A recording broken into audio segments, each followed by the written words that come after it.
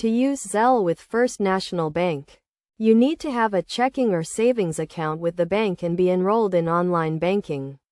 Start by logging in to your First National Bank online banking account and selecting the Zelle option from the menu. If you do not see Zelle as an option, you may need to enroll in the service by providing your email address or mobile phone number. Once you have accessed Zelle, you can send money to friends, family, or anyone with a U.S. bank account by entering their email address or mobile phone number. You will also need to enter the amount you want to send and add a memo to describe the transaction. Review the transaction details carefully before confirming the payment. To receive money through Zelle, you need to have your email address or mobile phone number registered with the service.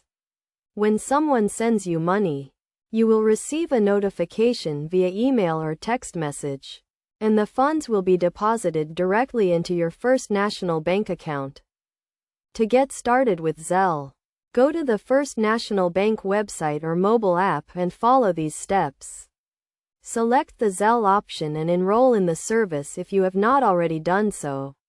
Verify your email address or mobile phone number and accept the terms of service. Once you are enrolled, you can start sending and receiving money with Zelle.